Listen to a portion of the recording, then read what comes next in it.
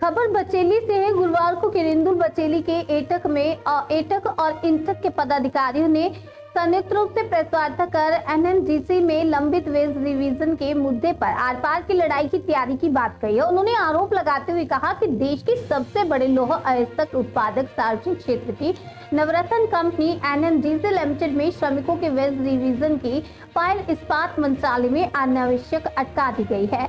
इससे खफा ट्रेड यूनियनों ने आर पार की लड़ाई की तैयारी कर दी है। 13 जनवरी 2025 को एनएमडीसी की सभी खदानों सहित मुख्यालयों, क्षेत्रीय कार्यालयों में कार्यरत यूनियनों ने अपनी 4 सूत्रीय मांगों को लेकर प्रबंधन को औद्योगिक विवाद अधिनियम 1947 के तहत सीधी कार्यवाही का नोटिस देते हुए अपना रुख स्पष्ट कर दिया है।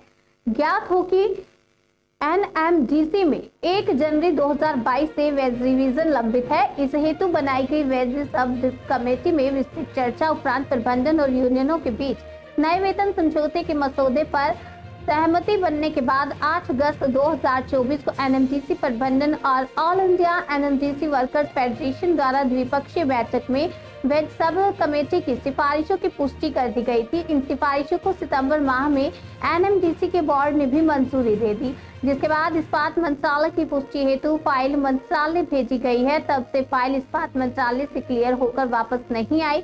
देरी की वजह से यूनियन के प्रतिनिधियों ने 15 नवंबर 2024 को हैदराबाद में इस्पात सचिव से मिलकर जल्द से जल्द वेतन समझौता लागू करने की मांग करते हुए ज्ञापन भी सौंपा। इसके बावजूद भी नया वेतन समझौता लागू नहीं हो पाया है। 21 दिसंबर 2024 को all India NMDC workers federation के अध्यक्ष अमरजीत कौर और महामंत्री संजय कुमार सिंह ने केंद्रीय इस्पात मंत्री को पत्र लिखकर तथा 22 जनवरी को फेडरेशन के अध्यक्ष ने इस्पात मंत्री से व्यक्तिगत मुलाकात कर जल्द से जल्द वेतन समझौता लागू करवाने की मांग। इस बीच सीधी कार्रवाई के नोटिस पर मध्यस्थता करते हुए क्षेत्रीय श्रम आयुक्त रायपुर ने प्रबंधन और यूनियनों को 24 जनवरी 2025 को वार्ता हेतु बुलाया था, जहां पर प्रबंधन ने दस्तावेजी प्रमाण के साथ अपना पक्ष रखते हुए कहा कि प्रबंधन व यूनियनों के मध्य वेतन समझौते पर सहमति बनने के उपरांत बोर्ड की बैठक में मंजूरी दी जा चुकी है।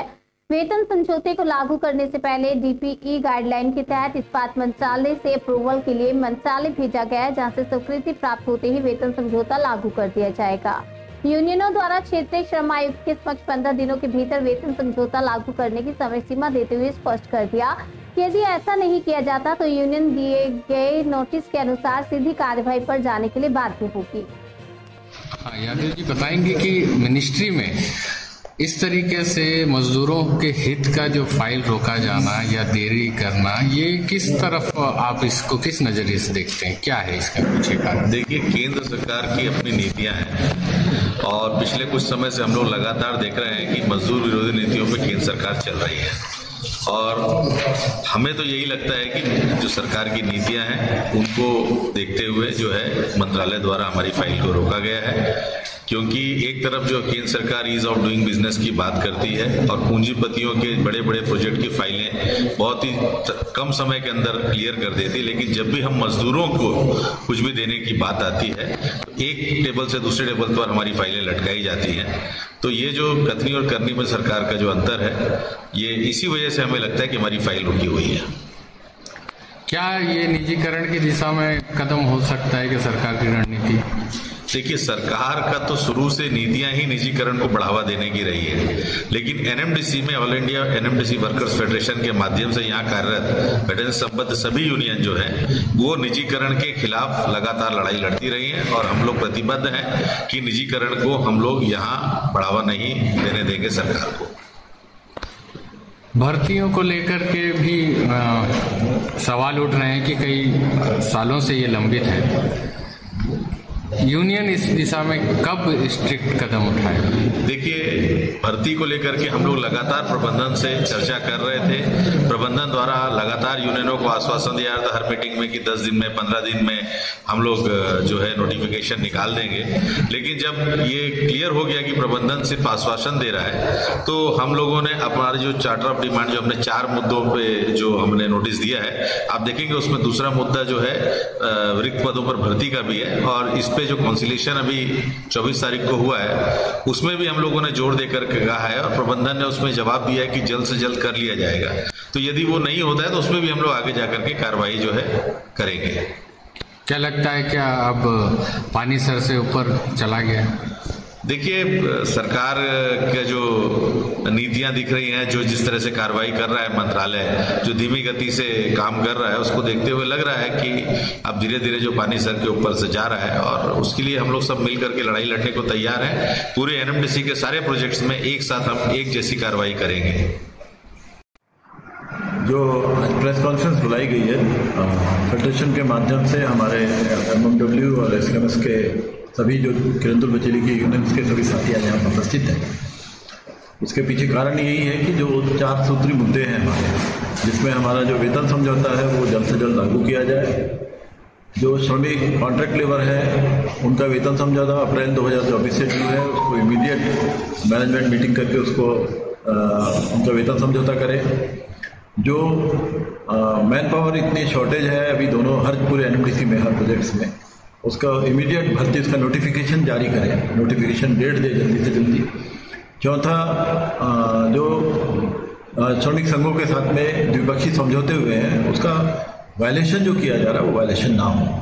और वेतन समझौता होने के बाद जो अभी तक लंबित है, अभी तक उसको इम्प्लीमेंट नहीं किया जा रहा है, उसको लेकर हमारे श्रमिक वर्ग में बहुत ज़्यादा आक्रोश है, रेगुलर कर्मचारियों में। और इसीलिए जो स्ट्राइक नोटिस 13 जनवरी को सर्व की गई थी और जिसको लेकर 24 जनवरी को एक कंसिलेशन रखा गया था रायपुर में RLC के ऑफिस में, और वहाँ पर RLC के माध्यम से और 15 दिन का समय मांगा गया ताकि वेतन समझौतों को लेकर वो भी इसको लेकर क्लियर हो सके। मिनिस्ट्री से, प्रबंधन से उन्होंने जवाब मांगा। प्रबंधन ने अपने तरफ से पूरे डॉक्यूमेंट्स वहाँ पे पेश किए कि वेतन समझौते की फाइल जो है वो मिनिस्ट्री में है और वो क्लियरेंस नहीं मिला है, इसलिए हम कुछ इसके बारे में नहीं बोल सकते। और RLC ने इसको लेकर 12 तारीख तक समय मांगा है और ये हम बताना चाह रहे हैं कि 12 तारीख तक हम किसी प्रकार के कोई भी एक्शन पे हम नहीं जाएंगे, मगर अगर 12 तारीख तक हमारा वेतन समझौते के ऊपर कोई संतोषजनक उत्तर हमको नहीं मिलता है तो हम किसी भी प्रकार की सीधी कार्रवाई में जाने के लिए बाध्य होंगे।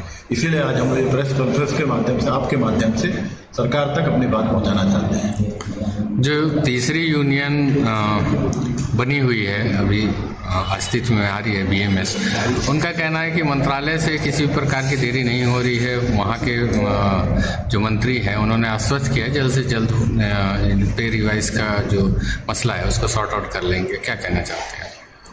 उनके द्वारा जो भी कहा जा रहा है झूठा प्रचार कर रहे हैं, क्योंकि पेपर जो बताते हैं, जो मिनिस्ट्री के पेपर हम लोग के पास भी हैं, जो मिनिस्टर से क्वेरीज आई है और जिसका जवाब प्रबंधन ने दिया, वो सब रीजनल लेबर कमिश्नर के सामने प्रबंधन ने साक्ष्य के रूप में प्रस्तुत किया है। और उसको हम लोग देखने से हमको यही लगता है कि प्रबंधन के द्वारा जो भी लेटर कॉरेस्पॉन्डेंस मिनिस्ट्री से किया गया है उसमें क्लियर कट है कि वो मिनिस्ट्री के पास ही उनकी फाइल जो है लंबित है वहाँ पे।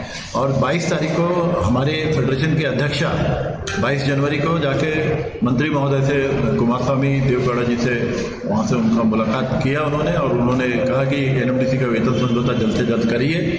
तो उनका जवाब था कि मैं इसको जल्दी से जल्दी अपने मिनिस्ट्री से क्लियर करवाता हूँ, और अपने OSD को बुला के उन्होंने वो पत्र को अपने मिनिस्ट्री लेवल को दिया है, अपने मिनिस्टर्स को, अपने चीफ सेक्रेटरी लेवल को। तो हम यही मानते हैं कि जो भी वेतन समझौता वो मिनिस्ट्री के पास ही ड्यू है वहाँ पर, और ये जो लोग बोल रहे हैं ये राजनीति कर रहे हैं और कोई कुछ नहीं है और झूठा प्रचार कर रहे हैं। मिनिस्ट्री के पास कितने दिनों से फाइल पेंडिंग है? सितंबर 2024 से ये फाइल जो है मिनिस्ट्री के पास में लंबित है, क्योंकि 1 अक्टूबर 2024 को मिनिस्टर का एक लेटर जो है प्रबंधन को मिला, उसमें कुछ क्वेरीज प्रबंधन से उन्होंने किया, जिसका जवाब 14 अक्टूबर को प्रबंधन ने उनको दिया, और उसके बाद लगातार 3 बार उनके द्वारा क्वेरीज और आ चुकी, जिसका 3 बार और जवाब प्रबंधन के द्वारा दिया जा चुका है। तो इतने लंबे समय से आप लोगों के द्वारा मांग किया जा रहा है, अब ये कब तक ये मांग जो है आप लोगों की चलती ही रहेगी? और हम लोगों ने भी एक बार सभी हम सेक्रेटरीज मिलके, जब स्टील सेक्रेटरी हैदराबाद आए थे, हम सब मिलके उनके पास जाके उनको भी हमने ज्ञापन सौंपा था, और उनको ये आश्वासन था कि जल्द से जल्द हमारा वेतन समझौता हो जाएगा, उसकी क्लियरेंस मिल जाएगी स्टेट मिनिस्ट्री से। परंतु ये दुर्भाग्य की बात है कि अभी तक वो नहीं मिला है और इसीलिए हम लोग को बाध्य होना पड़ रहा है कि हम कोई ना कोई सीधी कार्रवाई में जाए। कब से